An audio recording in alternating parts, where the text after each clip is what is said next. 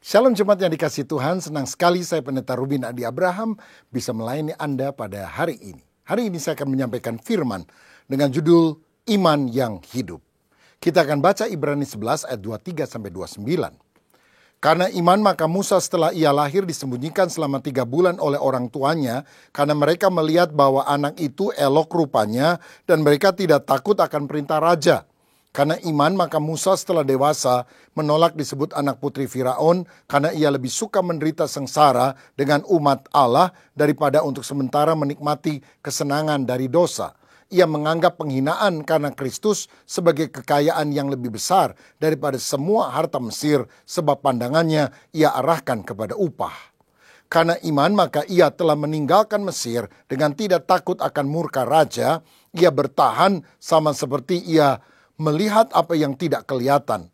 Karena iman, maka ia mengadakan Paskah dan pemercikan darah supaya pembinasa anak-anak sulung jangan menyentuh mereka. Karena iman, maka mereka telah melintasi Laut Merah sama seperti melintasi tanah kering.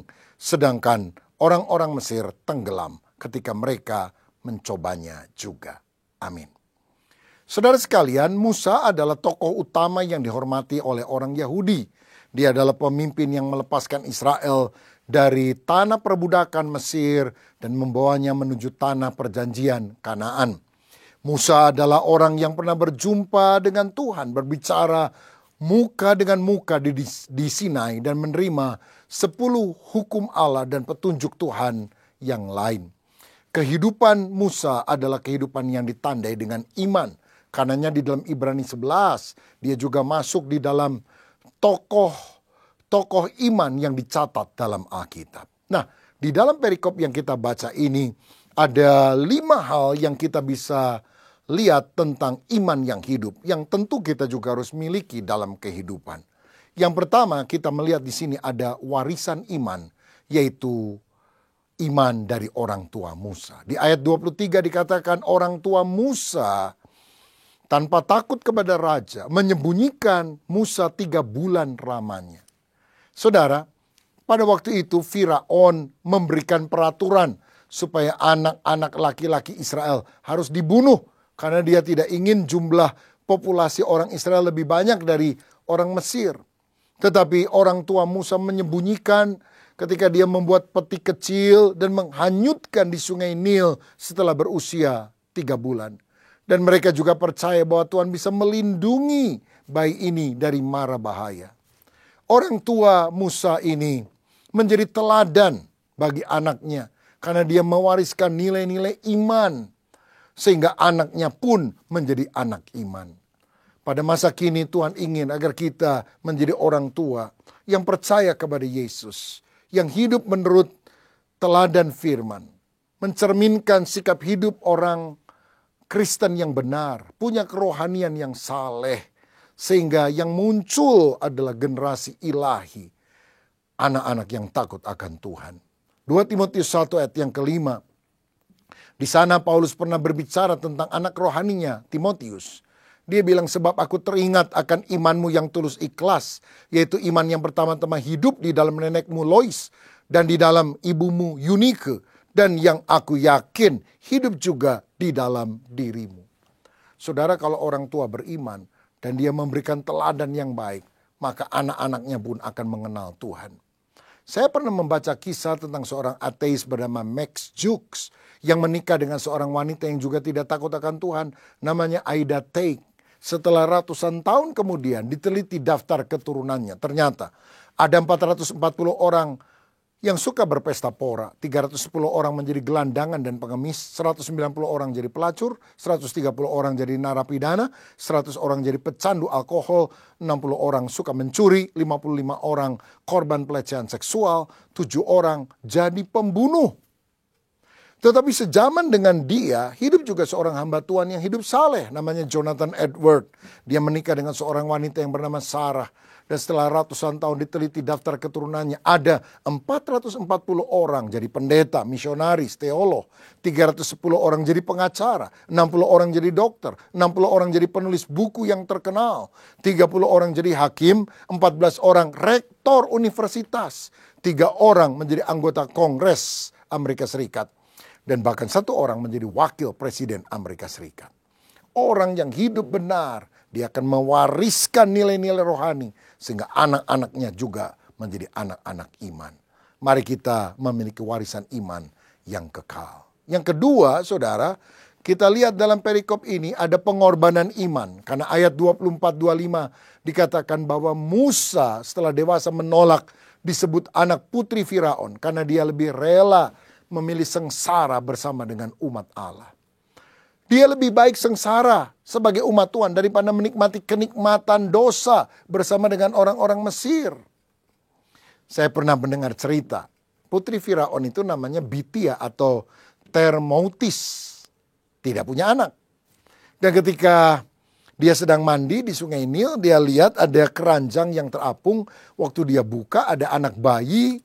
Dan kemudian dia terpesona karena keelokan Musa dan terharu mendengar tangisannya. Maka dia membawa kepada Firaun, dan atas permohonan Termoutis ini raja berjanji akan menjadikan Musa ahli waris. Dan satu kali ketika dia sedang bersenda gurau, dia pasangkan mahkotanya di kepala Musa kecil ini. Tapi Musa kecil ini menepis mahkota tersebut, melempar dan tidak mau dikenakan mahkota. Dan ini adalah gambaran bahwa dia merelakan kehormatan duniawi tidak dia miliki demi kepentingan umat Allah. Nah saudara, dia melihat ganjaran duniawi itu remeh dibandingkan dengan pahala dari Allah. Karena itu dia menyangkali diri untuk kenikmatan duniawi dan hidup berkenan kepada Tuhan. Sikap semacam ini, pengorbanan iman yang kita harus miliki dalam kehidupan.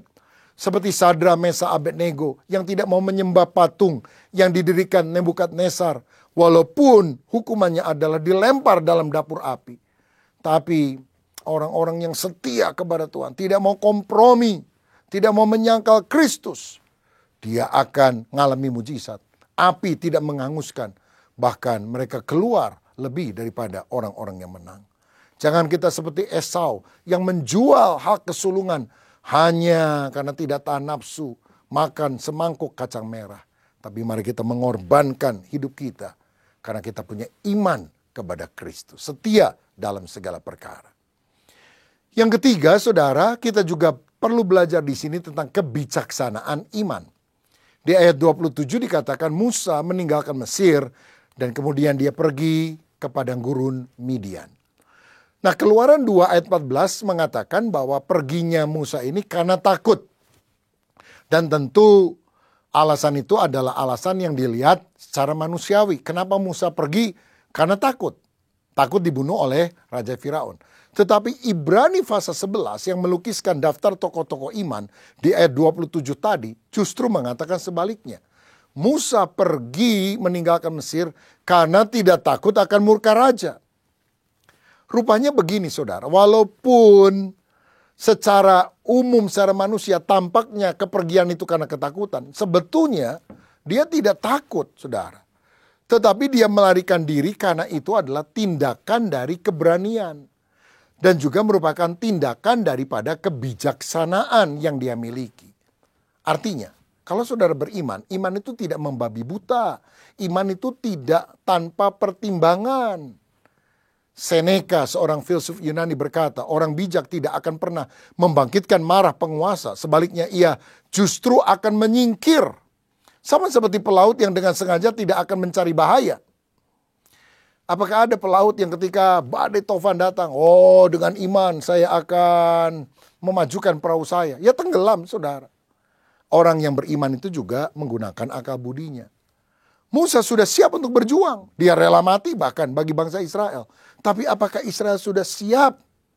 Dan dia lihat belum siap. Karena justru Israel ada yang bilang, Musa, kamu itu siapa? Kamu mau bela bangsa kita? Karena Israel belum siap, dia lari ke padang gurun Midian, menantikan waktu Tuhan menyiapkan bangsa Israel. Dan 40 tahun kemudian, ketika Israel siap, Musa juga lebih siap. Dia turun kembali untuk menolong orang-orang Israel. Dan Musa membawa orang Israel keluar dari Mesir. Saya percaya orang yang beriman adalah orang yang bisa menguasai emosi yang meletup-letup untuk sesuatu yang berguna bagi masa yang akan datang. Jangan gampang jadi orang yang emosional sesaat, ngambek, marah, dan ternyata akan merugikan. Jadilah orang yang bijaksana. Karena orang yang beriman tidak membabi buta. Orang yang beriman menggunakan logikanya, akal budinya yang juga dituntun oleh Roh Kudus supaya membuat keputusan yang tepat. Yang keempat, saudara sekalian, Musa yang punya iman yang hidup itu juga adalah orang yang punya keyakinan iman. Di ayat 28 dikatakan dia dan bangsa Israel merayakan Paskah dan memercikan darah di ambang pintu rumah. Orang yang tidak ada tanda darah di ambang pintu rumahnya, anak sulungnya mati. Tapi orang-orang Israel anak sulungnya hidup semuanya. Karena Tuhan memproteksi dengan lambang darah tersebut. Inilah keyakinan iman. Dan itu sebabnya kemudian mereka merayakan Paskah. Saudara, dalam Keluaran 12 ayat 14 dikatakan, hari ini akan menjadi hari peringatan bagimu. Kamu harus merayakan sebagai hari raya bagi Tuhan, turun-temurun. Kamu harus merayakannya sebagai ketetapan untuk selamanya. Jadi mereka merayakan Paskah karena Tuhan telah menolong mereka. Passover dilewati oleh malaikat maut karena lambang darah yang ada. Ini menggambarkan Kristus yang mati buat kita. Darahnya telah tercurah supaya kita yang percaya kepada Dia tidak akan binasa oleh malaikat maut. Karena Tuhan akan melindungi kita dan memberikan keselamatan. Saudara, ada domba yang disembelih. Ada roti tidak beragi yang dimakan. Artinya Tuhan melepaskan kita dari segala dosa karena pengorbanan darahnya. Saudara-saudara, Musa melakukan itu. Dan mau melakukan itu terus dari waktu ke waktu. Karena dia yakin, tidak ragu akan keberhasilan usahanya untuk melepaskan umat Tuhan. Dan membawa mereka di tanah perjanjian. Musa yakin bila Allah memerintahkan, dia juga akan memberikan kekuatan untuk melaksanakannya. Dia juga yakin bahwa pasti penyertaan dan kemenangan Tuhan ada padanya. Saudara, di sini kita perlu mendapatkan keyakinan iman. Kalau Tuhan suruh, taat saja. Saya pernah mendengar kisah ada seorang misionaris yang waktu lalu tinggal di Jawa Timur.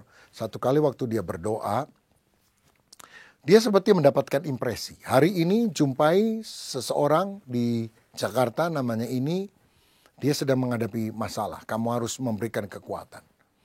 Lalu dia bilang, Tuhan saya mau, tapi saya nggak punya uang untuk beli tiket hari ini terbang dari Surabaya ke Jakarta.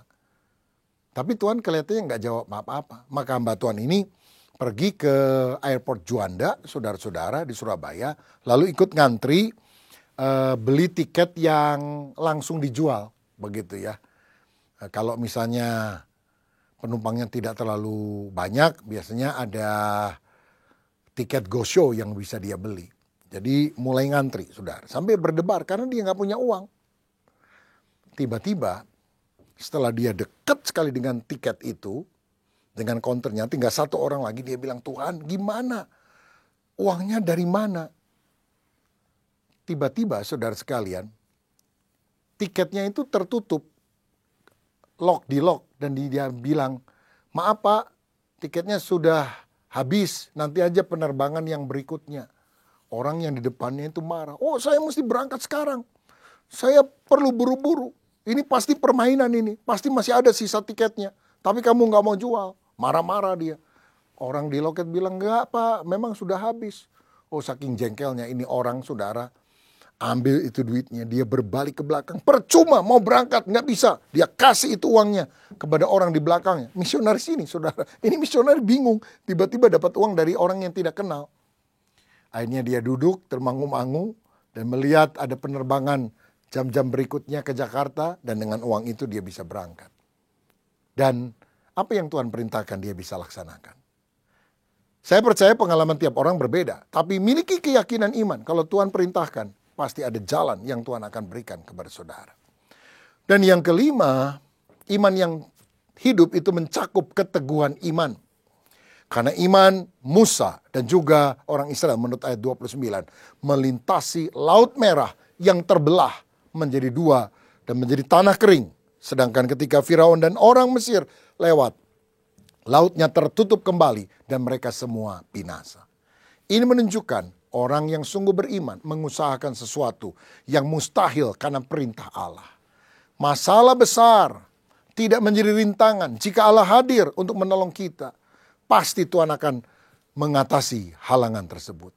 Karenanya orang yang sungguh beriman itu pantang mundur, gigih menghadapi segala perkara. Karena percaya Tuhan akan buka jalan. Saudara ingat Thomas Alva Edison melakukan 1000 kali percobaan untuk melakukan penemuan bola lampu pijar. Gagal terus. Tapi dia ulet, tidak mau menyerah. Dan akhirnya dunia menjadi lebih indah. Karena penemuan bola lampu pijar dan pengembangannya terus sampai sekarang. Itu menjadi berkat bagi orang lain.